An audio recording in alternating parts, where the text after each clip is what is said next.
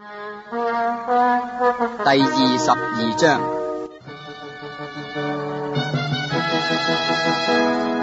耶穌又用比喻對他們說，天國好比一個王，為他兒子擺設娶親的筵席，就打發僕人去，請那些被召的人來赴席，他們卻不肯來。王又打發別的僕人說，你們告訴那被召的人，我的筵席已經預備好了，牛和肥畜已經宰了，各樣都齊備，請你們來赴席。那些人不理就走了，一個到自己田裏去，一個作買賣去，其餘的拿住僕人，凌辱他們，把他們殺了。王就大怒，發兵除滅那些兇手，燒毀他們的城。於是對僕人說，喜宴已經齊備，只是所召的人不配，所以你們要往岔路口上去，凡遇見的都召來赴席。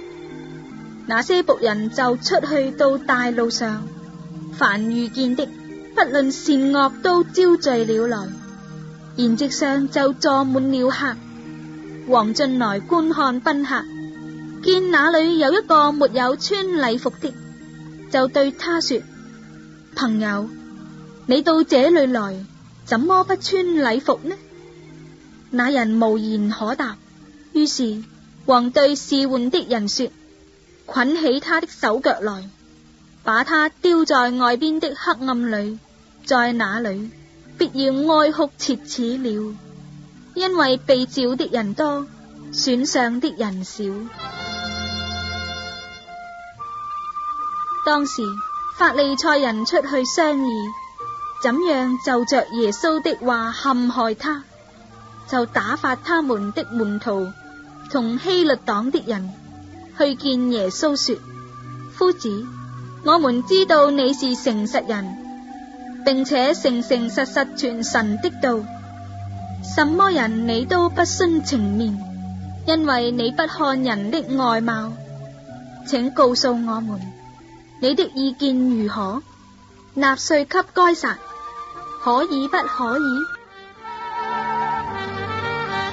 耶穌看出他們的惡意，就說，假冒為善的人啊，為什麼試探我？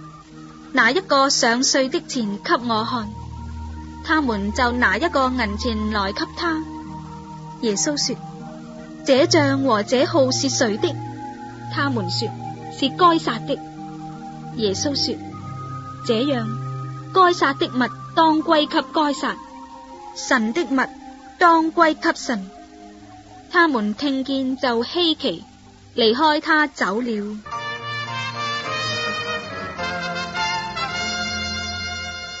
撒都該人常說沒有復活的事。那天他們來問耶穌說，夫子，摩西說，人若死了沒有孩子，他兄弟當娶他的妻，為哥哥生子立後。從前在我們這裏有弟兄7人，第一個娶了妻，死了，沒有孩子，撇下妻子給兄弟。第二、第三，直到第7個，都是如此。末後婦人也死了。這樣，當復活的時候，他是7個人中哪一個的妻子呢？因為他們都娶過他。耶穌回答說，你們錯了，因為不明白聖經，也不曉得神的大能。當復活的時候，人也不娶，也不嫁，乃像天上的使者一樣。論到死人復活，神在經上向你們所說的，你們沒有念過麼？他說，我是亞伯拉罕的神，以撒的神，雅各的神。神不是死人的神，乃是活人的神。眾人聽見這話，就稀奇他的教訓。法利賽人聽見耶穌堵住了撒都該人的口，他們就聚集。內中有一個人是律法師，要試探耶穌，就問他說：夫子，律法上的誡命，哪一條是最大的呢？耶穌對他說：你要盡心、盡性、盡意愛主你的神，這是誡命中的第一，且是最大的。其次也相仿，就是要愛人如己。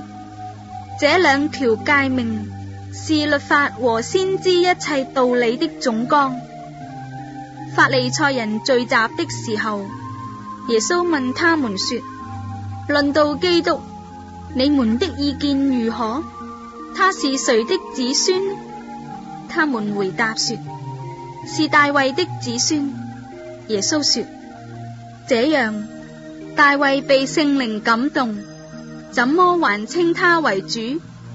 說：主對我主說，你坐在我的右邊，等我把你仇敵放在你的腳下。大衛既稱他為主，他怎麼又是大衛的子孫呢？他們沒有一個人能回答一言。從那日以後，也沒有人敢再問他什麼。